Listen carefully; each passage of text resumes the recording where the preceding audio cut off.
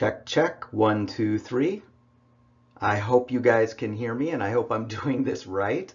Welcome to the College English and English Reading and Listening 2 course. I am your instructor, Joshua Miller, and let's get started. So the first thing we have to talk about is all this craziness with Corona, the evil little guy there on your screen. So I hope you guys have been okay staying inside all the time. I hope you've had a chance to go outside a little bit. I hope your parents aren't keeping you inside all day, every day.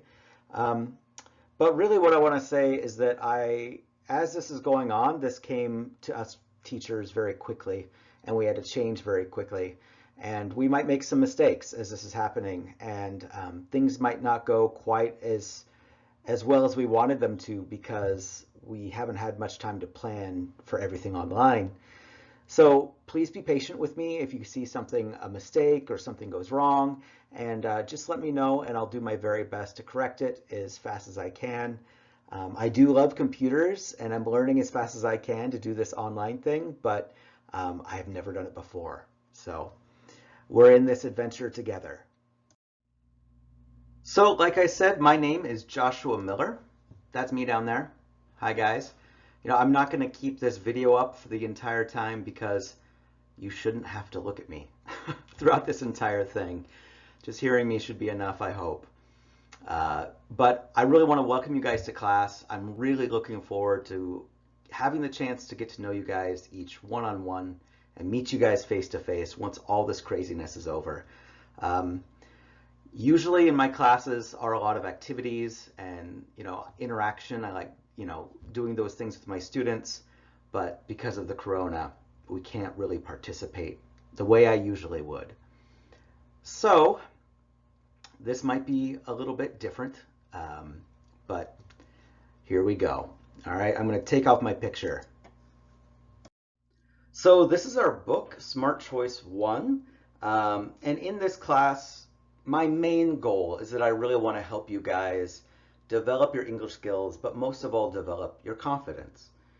I've taught many students over the years, and a lot of students I've taught, especially ESL students, get a lot of experience with their writing and their reading, but not much experience actually speaking the language. So in class, my goal is to get you guys speaking as much as possible. So when you come to class, I hope you can leave your shyness at the door and just do it. That's my biggest thing. Because if you can just do it, this is not a Nike commercial, but if you can just do it, then you can establish more confidence in English, and because of that, your skill is going to become exponential, meaning it's going to get better and better and better even faster. So throughout this course, we are going to be focusing on grammar, vocabulary, speaking, writing, and reading. In our book, each chapter is split up into those basic 4 skills. Now we're going to be spending a little bit of time on each one. Now, if you have a problem with one of those in particular, then hopefully I have some tools that I'll explain here in a minute that'll help you address that one particular thing. The first of these tools is the online portion of our book. So the online portion of our book has extra things you can do to help improve your English. And it's also where I'm going to be assigning some homework. So let me show you how to set up an online account once you've gotten your book. So step 1 is to go to smartchoicepractice.com. I know that what I circled there it's not the same as smartchoicepractice.com, but that's where it will take you. Next, click on Go to Online Practice. Now you might notice there's this part here that says On the Move. Just remember where that is because we'll come back to that later. Next, click on Register. Choose your language. If you're feeling extra sassy, you could choose Spanish, but you should probably choose Korean. Next, you're going to look at the page that no one ever reads, ever. And you're going to click Agree on both of those. Then if you look at the back of the book that you just bought for this course, Smart Choice 2, you're going to see a secret code. I think you know what we're going to do with that secret code. So peel off the black sticker and slap that code, put that code right in there. All right, if you're going fast through the video, slow down for a minute because this is kind of important, okay? So now you're just gonna put in your information, first name, last name, all that, password, but this part right here. So after your last name, I need you to write your student ID number. And there's a good reason why. The reason is that when I'm doing your homework, checking your homework that you submit through this website, that helps me find out who is actually giving me the homework. Some people have, the same name as other people, and this just makes sure that you get points for your homework. So that's very important. Next up, choose our book, which is going to be Smart Choice 2, this one right here. Make sure you choose it correctly because you can only choose it once. If you choose the wrong one, I don't know what would happen. It would be bad. So usually I would give you a class ID code that you would put in. This lets me see your homework. And if I can't see your homework, I can't give you credit. So it's actually very important. But I don't have that code yet. I'm going to be getting it soon. So for now, just look down here and just click that skip button. And I'll give you information on how to join the class later. Then you just click login. Of course, you guys know this. But next up, I'm going to show you how to do your homework. I'm going to kind of walk you through it really quick. Of course, you just go to smartchoicepractice.com. Then you're going to click on Go to Online Practice. Of course, you're going to click on your information and log in. You're going to click on the textbook. You're going to click on Activities. Now, this has several other things here. We won't use most of these.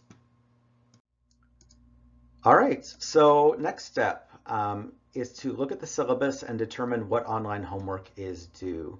So let's look ahead a little bit. So here's week 2, and this will just tell you like the topic of what we're talking about. And then here it says assignment due, and that means you had to have finished that homework before 3/23, okay? But if you look, it says online Unit 1 homework, vocabulary, grammar 2, and student video number 2. Okay, each of those little modules is actually pretty small.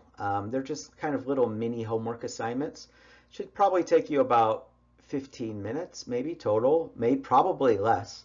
I'm not trying to give you too much homework. It's just something that I want you to keep thinking about it and keep thinking about English even when you're out of class, and help remind you of what you've learned in class. You might notice that everything down here is not finished yet. I will be uploading that to the campus, the online campus here in the next few days. So expect that. After you've checked that syllabus, you've logged into the website and you can see that Unit 1 practice is there. Then the next drop-down menu will show you all the choices. Now this book, if you can see, is Smart Choice 1, so it's a different book. But remember I said I think it was Grammar 2, and then a Student Video 1, and then Vocabulary. These aren't going to be the same because this is Student Book 1. But that's an example of the 3 things you would have to do for your online homework. You're just going to do each of those exercises, and once you're finished filling the blanks, and some of them are drop-down menus where that gives you choices, just hit submit, but make sure that you do all of the required ones and not just one of them, right? Make sure you check that syllabus. Now there is one more very important button here, and that is the Media Center. So the Media Center has all of the audio files from the book, absolutely everything, and the videos too, which I'm not sure we'll use the videos. But if you ever need to download them, if you ever want to check them, if you ever want to go back and listen to something in class, this is a great way to do it.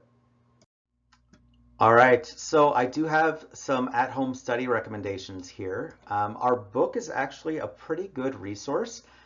It supports, a lot of the things that we're going to be learning throughout this course pretty well. So one of the things is you can do the online on the move or online practice activities. Now, the online practice activities here, some of these will be homework, but many of them won't be. And so I encourage you, if you want more practice, to check those out and do them online in your free time. And then there's the on the move portion here. On the move is a little bit, it's for smartphones and tablets, and it's a little bit more game oriented. So it's a lot of matching games and stuff like that. I don't know if everyone will like that, but it'll show a picture and then you have to match it to a phrase. But if that's something that interests you, you should definitely check it out. Excuse me. Oh, I hope that's not Corona. Because these will ultimately help prepare you for tests and assignments and your overall English. The concepts and ideas that I'm going to teach in class, these will reinforce them and make them stronger in your brain. So when it comes time for your midterm tests or when you're speaking in front of class, it just comes more naturally to you. And so I really encourage you guys to check those out. All right, so we have all hopefully finished creating an online account. I hope you guys have your books and you've done that.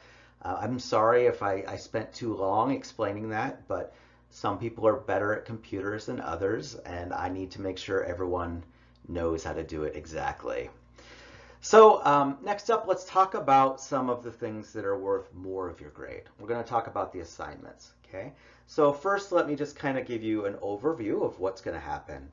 Step one is that you're going to choose one of the stories from our books. Step two is that you're going to summarize the story. You're going to repeat the story, but tell it to me in your own words, right? And then step three, you're going to actually give a PowerPoint presentation to the class, okay? Now let me talk about each of those steps in more detail, okay? So the first assignment, all you have to do is choose one of the readings, okay? It's very easy. There's an example on page number 8. It's called A Tough Vacation. Each chapter has a reading, and it'll say reading at the top of the page. And I'll have more details on a Microsoft Word file that I will attach to CyberCampus, okay? That gives you the page numbers if you can't find one. Now, please do not choose the one on page number 8. That one is mine because I'm gonna use that as an example to show you guys how to do this throughout the course. Okay, so once you've chosen one of the stories, now there's some on, let's see, there's one on skydiving, there's some on movie disasters. Just make sure you choose one that you're very interested in because you're going to have to keep talking about that one throughout the course, and you have to want to talk about it maybe. So once you've chosen one of those stories, just email me and tell me why you chose it, okay? That's the only thing you have to do for the first step. Okay. All right, so on to part 2. So for part 2, it's going to be due in week 5. For that one, you are going to take the story that you chose in part 1, okay, and then you're going to summarize it and say in your own words. You're going to create a vocabulary list. I have a couple questions you have to answer, and you're going to write your final thoughts. After you do that, you're going to record yourself reading it and email it to me, okay? Now, this part is actually worth quite a bit in your grade, and that's because usually if you can record yourself over and over, I want you to practice on getting the correct pronunciation. I want you to practice on the clarity of your speech and how fast you go or how slow you go, and it gives you lots of chances to get it as good as you can, right? And that's part of the reason this one is so important, okay? Because the next step, you're going to have to do it in front of people, and people can get pretty nervous. So after that, we're going to have a midterm test. The midterm test will be written, okay? It's going to be a written test based on units 1 through 6 on the grammar and the skills that we learned, the vocabulary through those units. And then the final project, as I mentioned, you're going to use your assignment part 2 to make a PowerPoint presentation and present it to the class. We're going to do that around week 15 or 16. I'm not exactly sure on the final date yet because I still have to finish making our schedule. But that kind of gives you an idea of what to choose and how to choose and what to expect as we go on. So this is the part everyone has probably been waiting for, so they can see how much class they can skip. I only allow 2 absences, and it's worth 20% of your grade. But this grade also includes the homework I'm going to give you and class participation. Okay, so how much you participate in class, how much you raise your hand, how much you're talking with, when we have group work, when we're working in teams, how much you do that. That's going to affect your attendance score. Okay, I could make these separate categories, but it gets really confusing, and it's just easier if I keep this all one category. Now, before I go on, let me just encourage you guys. Please, please come to class. This is one of the most important things you can do for your grade and for your English skill. Because practicing English and conversing in English is one of the scariest things you can do, but it's also one of the things that helps you the most. Okay? Like if you actually practice this, and if you aren't shy and you just leave your shyness at home when you come to class, those are the students that I see that actually improve their English the most. So please come to class and please participate as much as you can. I think it will help you a lot. So this is what your grades will look like. 20% attendance, homework, and participation. 40% is going to be your writing as your second assignment for the writing and the speaking when you send it to me. 20% is going to be your midterm test, and 20% is going to be your final project, which is your PPT and presentation in class. That final project is going to be like your final test, okay? So if you guys have any questions about this, you can email me, but I think this should be pretty self-explanatory. This is pretty easy to understand. All right, so on to our homework for this week. First, just preview Unit 1. Open up your book, take a look. I don't want you to be surprised by anything in that book. I don't think you will be, but just take a look so you're ready for it when we're in class. If you want to get ahead, maybe you could read the first reading, maybe underline some words you don't know so you're prepared. Step 2, create an online account for homework. I talked about that a lot, so I don't think I need to talk about that more. And next, you have assignment part 1. This is due at the end of this week, and I have some extra information for you. So if you go online and you go to our cyber campus, right here is the class resource folder. That is where I'm going to keep really important files, and in there for this week, you're going to find an example of assignment part 1 and more instructions. Okay, so if you should do that right now. Open up that Word file, take a look, so you know exactly what you have to do. Okay, and then once you're finished looking at the Word file and choosing your reading, you're going to email it to me. Now, again, please include your student ID number in the subject so it's super easy to find you and I don't lose any of your homework. All right, so that's kind of the overview of most of what we're going to do in class. Now, once we meet each other face to face, I will give you guys a little bit more detail here and there that gives you a clearer idea of some of those things.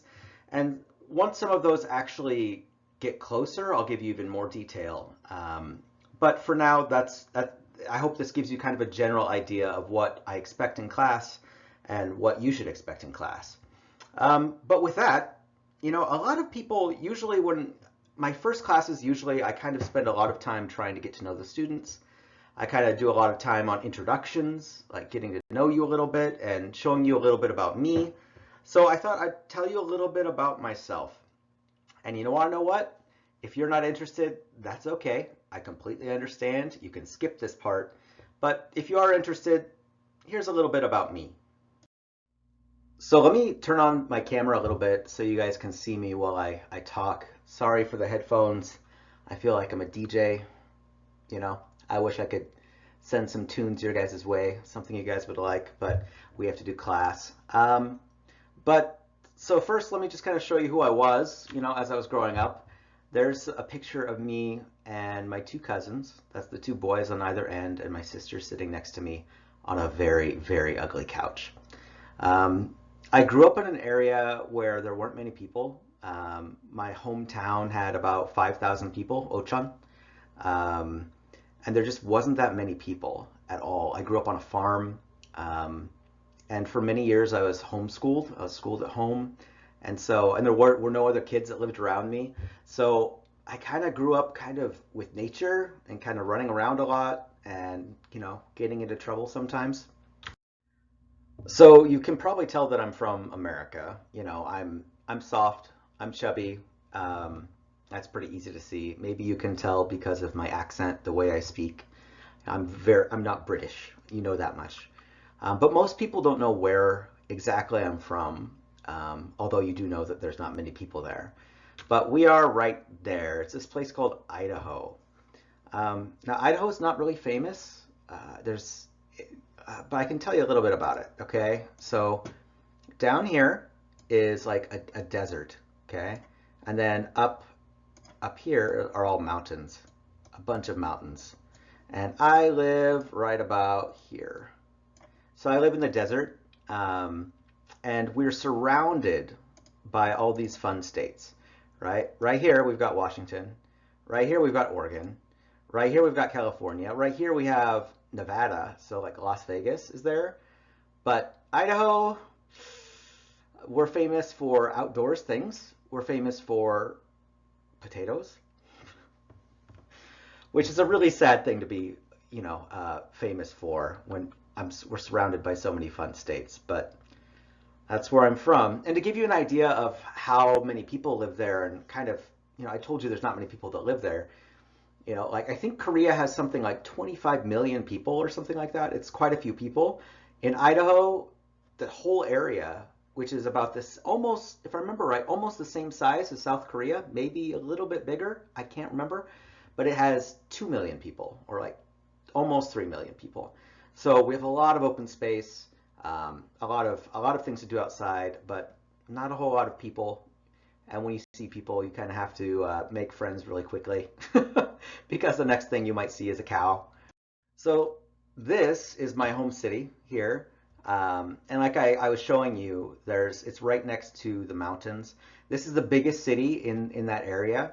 And you can see this building right here is the tallest building in my city. And I think it's only like 30 stories.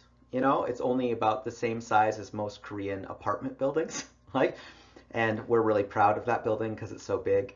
The mountains behind us, that's where the mountains start. And so there's some good mountain activities like skiing. I really love skiing. Um, I've been skiing since I was maybe like 12 or 13 years old. But just remember that just because I like it doesn't mean I'm good at it, but I really enjoy it. It's one of my favorite sports that I do. It's one of the things that I miss the most about being in Korea. Korea has some good ski mountains, but most of the good ones are kind of in Gangwon-do or kind of far away, and it's a long ways. Yeah, as I mentioned, also there's a lot of nature. So this is called the Owyhee River. It runs through the desert area. This flat part is the desert, and then you can see it's raining. Usually it's not this green, just honestly. Usually it's very brown. It looks dead. I mean, it's a desert, right? When it rains for a while, it gets green for a day or two, and you can see something that looks like this. And you can see this rain off in the distance over here, and it's one of the things I actually miss about Idaho too, aside from skiing, is because it's a desert. When it rains, you can smell the rain. It's like a mixture of kind of like dust and like water, and it's not a smell that I really smell in places like Korea where you guys get a lot more rain. I don't know if it's something to do with like the rain hitting the earth or something, but it's something I miss. And this is my family's home. This is taken from Google Street View, so the picture's not that good. But this is my room up here, overlooking everything. And, you know, it looks good, but, you know, I'm the person that has to mow this lawn and cut the grass. So it's a lot of work, let me tell you. I don't recommend it. I like my apartment in Korea better. And I have a couple sisters. This one on the left over here, her name's Rebecca. And this picture was taken in at Namsan Tower when she came and visited maybe like 4 years ago or something like that. And this one on the right, her name is Valerie, and she's a lot older. She was a foster child. So my parents adopted her when she was maybe 16 years old, and they were like 25 years old. So she has a lot of kids, and so my nieces and nephews are kind of old. It makes it kind of unique. When I tell people, oh, my nephew is the same age as me, they're like, how did that happen? But that's why. All right, well, I think I'm gonna call it there. You guys are probably tired of hearing me talk about me. I had some other stuff I wanted to talk about, like hobbies and, you know, other members of my family. But I think I'm gonna save that for when we meet face to face for the first time, because I want to know about your hobbies and your families as well. So with that, let me just say that if you guys have any questions or if you just need to talk, you know, feel free to email me at shinhan.jmiller@gmail.com. And I will see you guys later. So I'm trying to look for where it is on the camera. Bye, guys.